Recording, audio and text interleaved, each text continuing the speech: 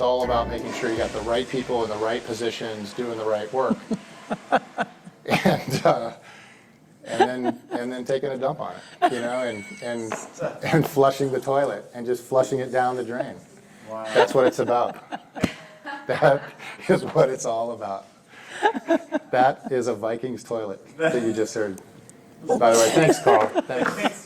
Thanks, Carl, for stepping out and doing that. Oh, you were here the whole time. Okay.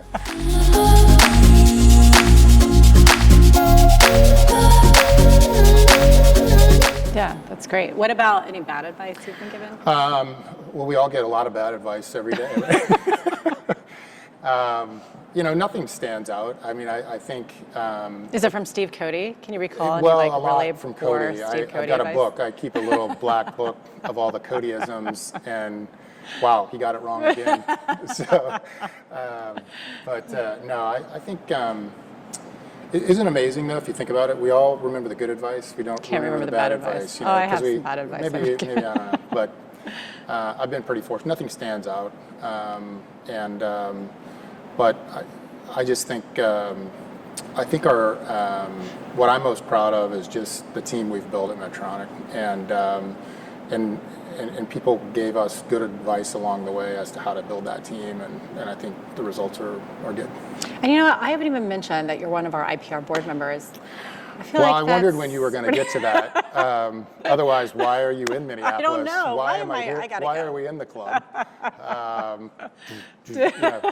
Why are we? Why am I? When the camera goes off, that's when the Prince comes on, and the club actually starts. That would be my favorite thing. There you go. Thank you. We'll do it. You did that specifically for me because I'm a huge Prince fan. Who's, like the son of Minneapolis. I'll just say that for those who may not know why we're talking about Prince. He's one of Minneapolis's treasures, obviously, and it's a great music town because of what he brought here, for sure. Yeah, Minneapolis is a great music town. And just being around the purple, I'm just thinking of Prince all day. So that's right. So there. Oh, so I'm going to ask you a question about one of you are probably one of the few people I know who are CCO or agency heads who served in the military. Correct. So you attained the rank of major in the Air Force. I did. You went to the Virginia Military Institute. Which was a mistake on their part, but that is not true. But somehow yeah. So why don't you want to talk a little bit about Sure. that? Because I had known you were in the military, but I think after doing that whole we talked about this earlier. Sure. That I wasn't as Well, we'll educated. save that for the push-ups later. But the I prefer squats. You like no the one wants to squats. see me do push-ups. Burpees. I can do 5. Burpees, I can do that. Yes. Squats. Yes. We'll do that later. But as we were talking, I think I was as I grew up, I was surrounded by some people who served in the military, particularly in the Air Force, pilots and things like that, and that just sort of instilled in me an interest of potentially doing that myself. Had the opportunity to go to the Virginia Military Institute, VMI, and was commissioned in the Air Force from there. And I knew I wanted to be in communications and in public affairs in some way. And I ultimately ended up in doing that in the Air Force, and that was my first communications job, if you will. And then moved out from there. But yeah, it was a great experience. Ultimately, I ended up with about 10 years of service.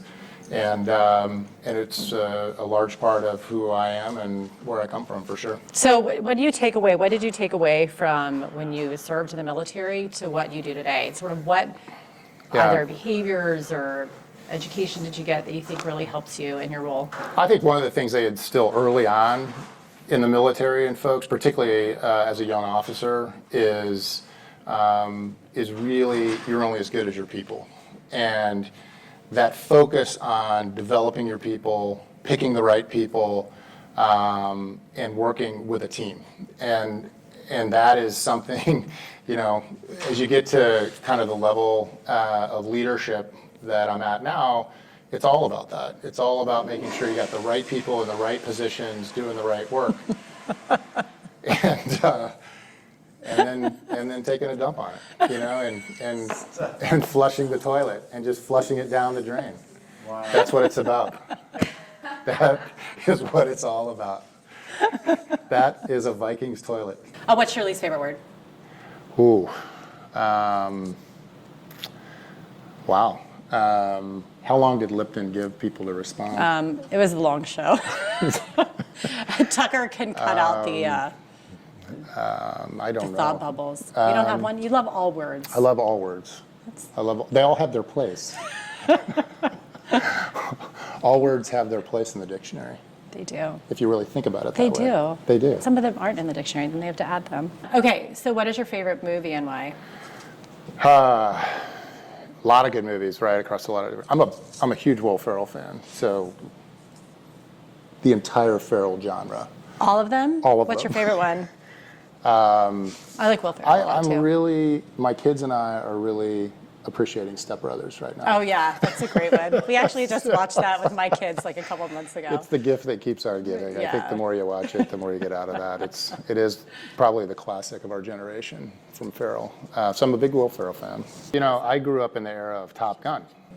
That's Top right. Gun was the movie. Are you excited about the new one coming out? Also, you know, I think inspired a generation to get in the military. And that was at Miramar Air Force Base, Yes. I believe, right? in And now it's California. coming back, Top Gun 2. I know. Did you see And, the? I saw the trailer, and I. What are your thoughts? I'm not running to see it. You're not running. Why? I'm not running. Because he's still like Well, like 25 it years is weird later. how Tom Cruise looks no different. I know, but I don't understand why they didn't say it's 15 years later. Something a little more believable than 25 years later. He's still the rank of a captain and still flying jets. It's actually more than 25 years. Well, give him credit. Some people just have to does get look comfortable in amazing. what they like to do in life, you know, and they could do Like it flying forever. planes. Like flying Make sure planes you and got it, shooting yeah. down other Yeah. countries' planes. So somebody has to do that. Might as well be Tom Cruise. So you like Few Good Men, Like A Few Good Men. Top Gun, Top Gun. Tom Cruise movies, I Will love Ferrell. action movies like that. I love the Mission Impossible movies. You know, those are some Tom Cruise movies. Do you I like the Bourne movies, the Jason Bourne movies? Yeah, yeah. And then what's the new one? Wickman. What's the?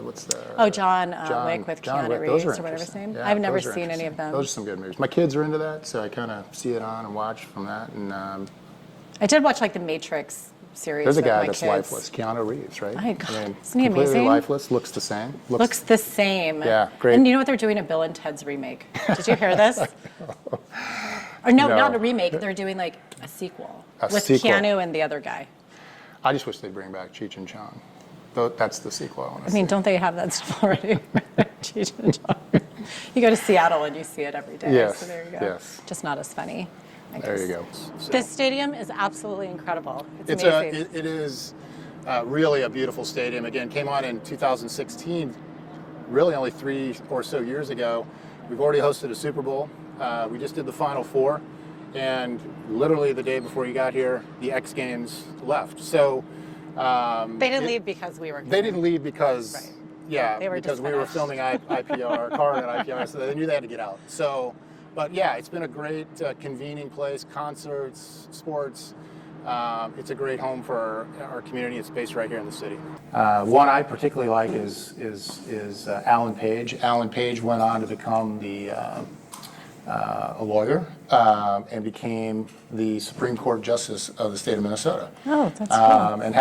And has had and continues to have a really big career after football as well. So, but that's who they are, and I feel kind of small right I know, now. my feet, I I feel, small. and I have like pretty big feet for a woman, and I feel like my feet are super tiny. Right. So anyway, I we should bring these guys with me everywhere, so. but this is, yeah, exactly. We can carry these on. You can carry them on a plane. You can. They fit in the They fit overhead. in They fit in the overhead.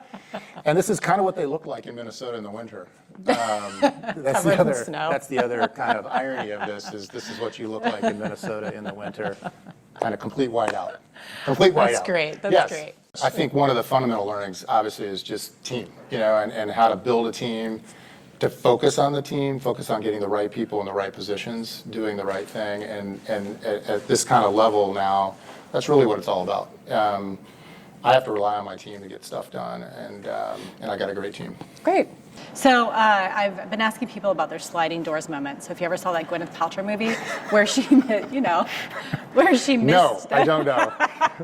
where she missed the train. Is she on Netflix? Gwyneth I don't know. Paltrow? Is the movie? She on? could be. The Is sliding. that your thing? Did she go Netflix? through, or did she bang in? Well, so or- they had like 2 versions. She picked, knocked her out for like 6 months now. Okay. No, where she It's probably enough. Like this is what you should do tonight. This will be Your my Friday Gwyneth night, Paltrow your weekend. Gwyneth Paltrow weekend. That's a little much. I'm gonna binge. Maybe for 2 hours. I'm maybe. Gwen binging. I couldn't. But so they take it through like 2 scenarios, and she just misses a train, but her life is like the doors just close in a subway. Yeah. And then like there's 2 lives that she leaves because of it. I don't know. It sounds really ridiculous as I'm recounting it. Yes. But anyway, is there a pivotal moment in your career that if you would have gone one way or a different path, that it would completely change your outcome in life? Well, I did reach the point, right? I reached my 5.5-year point in the Air Force where I decided to get out of active duty and come into the private sector.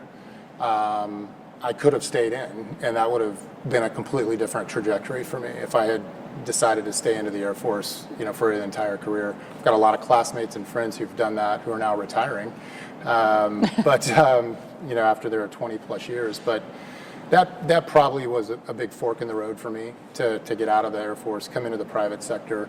I don't regret that. I think it was the right thing for me to do personally, but clearly a big moment in my decision to do that. The season is just starting, and so you see that they're not occupying it yet. But here in the next week, they'll start to move in because preseason gets underway, the home games, and they'll have the whole roster in here until they get down to the final 53-man roster. And this is where they come before the game, get ready, obviously, and this is it. Much different than our high school locker rooms. We didn't go to the same high school, but we just assumed they were different. I did grow up in Texas, and we had some pretty nice locker rooms, but not this Yeah, nice. because football was such a big deal in Texas. Right. I mean, our school was like football, but also a big soccer school. And our soccer has a lot of these locker rooms. I've never been in a soccer locker room either. Yeah, Rob, I have limited locker room interaction, let's just say. This is the first. There's not a lot of folks get invited into the locker room. No. This is the inner sanctum of the team, for sure. But they're really nice. Like there's outlets in each one. Yes. It's like these chairs, that probably could fit like 600-pound people or something. Well, these and has to do so. Has to do so because when a lineman puts another lineman on his lap, that's 600 pounds, and the chairs have to be able to support that because it happens. Because we're in a locker room. A lot of play. Yeah. A lot of fun going on. Rob would like to steal some of these chairs if you want to give him some. So there you go. I could use a few of these in my house. She said okay. They're really nice. So yeah. I'm sure they won't miss them. They won't. They'll be like, what happened to so-and-so's chair? Right. Kirk Cousins, who's the quarterback, will come in and realize he doesn't have a chair. It's like, what happened to my chair? Yeah, he has to earn it first before he gets a chair. That's right. He's not on the team yet. See? There you go. Okay, so what's your favorite book, favorite author? Do you read all the books? I'm a Michael Lewis fan, so I like a lot of the Michael Lewis books. Like The Undoing Project, all those sort of things? I like, all of his work. I like, obviously, Moneyball, The Big Short, his financial books, his Wall Street books, I really have liked, so I'm a big Michael Lewis fan. I played in a Pro-Am once, and a friend of mine played in another group with Jim Furyk, and, everybody was trying to impress Furyk, and it's like, really? You're not going to. And he basically looks at him and says, you know what? This is my job. I hit 10,000 balls a week. Like, you will never be better than me. So ever. just relax and have a good time. So Yeah. I just try to relax and have a good time and enjoy the outside. That's good. Do you watch like Netflix and those I sort of do. things? I do some of the Netflix stuff. I travel a lot, and I travel a lot globally. So it's a great opportunity to download and watch and do the binge stuff. And I've enjoyed Netflix and Amazon and all that. And what are your do you have any recommended shows? Love Ozark. I followed Wait, what? Ozark. Oh, Ozark, yes. Yeah. I'm like midway through second season. Waiting for did they just decide to fall asleep on that? I don't know. Are we going to ever see a third season? We should So anyway, I'm waiting on that. I appreciate Ozark. I like a lot of the documentaries too that I think there's a lot of great filmmaking going on right now on the documentary side. And so I've been watching some of those as well. I'm into kind of the murder stuff. I love murder stuff. Like the real tales of that kind of stuff. I like to watch some of that stuff. But Ozark is probably the series that I've watched the most of over the last couple of years. Yeah, I'm like halfway through second season. Yeah. For some reason, I feel like it slowed a little, so I'm trying to get back into it. So when you're dealing, especially when you're trying to get to the patient, right, but maybe not directly communicating with them, because you do have the media, you do have other channels of information, like people like them, family, friends. Sure. the internet, Yeah. and then the providers themselves, the medical professionals. Right. Like, where is sort of the communication channels Yeah. to get to ultimately? It's really for us, it's all those. And I think what we have found is that patients want to hear from other patients that have similar conditions. So we try to make sure that happens without controlling the conversation. We want to make sure that patients that may be diagnosed with a certain condition know where to go to speak to other patients. We want to make sure that they also know where to go to speak to physicians who are at the top of their craft.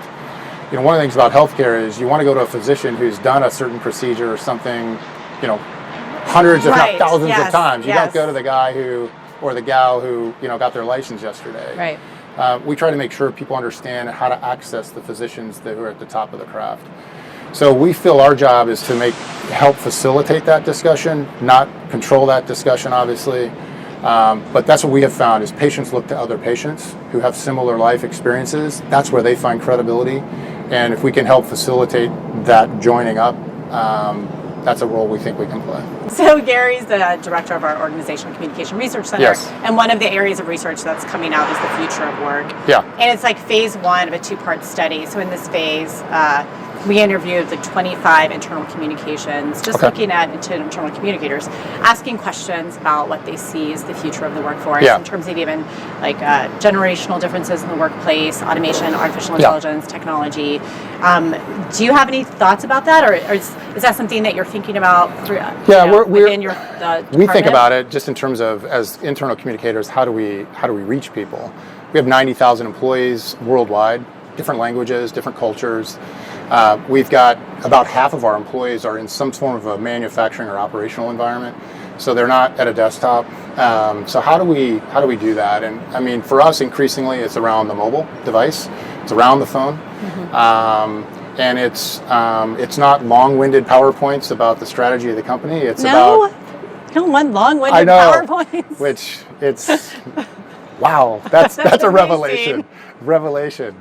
But it is about snackable kind of content that they can easily access. And we're not there yet. We're trying to really get good at that, segmenting and targeting our employees. But I think the phone and the mobile device will be a constant in the workforce going forward. And that's probably our principal key to communicate with our people.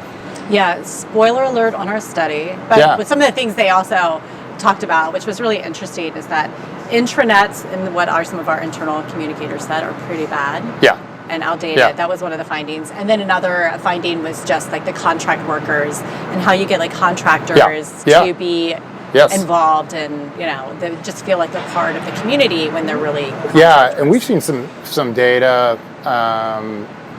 externally, and I think it's true in Medtronic, where your contractor population actually reads and pays more attention to your internal information than your employees. Oh, that's because they're really trying to understand the company. They're trying to make sure they're keeping up with the company and so forth. Again, that could be disinformation, but it's but 100% true. We have a huge contractor base at Medtronic, and that's definitely a population that we pay attention to. Interesting. Yeah. All right, you ready to go to the next thing? Yes, let's go to the next spot. Do the Rob Clark quiz. That's right. We'll go to the next spot. What profession other than your own would you want to do? Well, we're sitting here in a football locker room, but growing up, I wanted to be a baseball player. I wanted to play shortstop for the Chicago Cubs, and so I kind of grew up in the Midwest. Not yet. I'm still working out in my backyard, and hopefully someday. But the Cubs are my favorite baseball team, and I always wanted to play shortstop for the Cubs. And I played up through my first year of college, and then it was time to move on. time to start golf. Okay, what would you not want to do? Not want to do. Like a job that you would hate to do. Oh, wow. What would I not want to do? You know, the people that I would stress me out are baristas. Really? I mean, there's a lot to remember. They're just even getting if it's on pummeled there. by double mocha latte, grande matcha on ice. You know, and just thinking through that like that fast and then responding. Yeah. Some of these people in these really heavy traffic Starbucks, that would drive me crazy to have to keep all that straight and do that. So I feel like you would hear it I in would your never sleep, want to be a right? barista at Starbucks. That you would have nightmares of people yelling orders, and Well, you can't I have keep up nightmares with it. of watching people yell at them. Do you really? Yes, about double grande on ice matcha latte non-fat. I mean, some of the concoctions you hear people say is, where did you come up with that? I know, they're really good. Like 2 And I asked a cups. friend the other day, we were in a Starbucks, and I said, what would you like? And it was like they were speaking a foreign language to me. It was, iced matcha, upside down, on ice, no whip. And what is that? I'm sorry, sir, that doesn't What even is come with that? whip. Yeah, exactly. Right. I couldn't remember Yeah. how to recite it back. Yeah, So yeah. You're like, I'm can you text just that to tell me. somebody? Could you just text that to me? Order it on their app, and I'll pick it up on the other end. That's a great answer. I love it. Thank you for watching this episode of In a Car with IPR. Want to make a tax-deductible contribution to support this series and fund research in the profession? Please visit us at instituteforpr.org/contribute.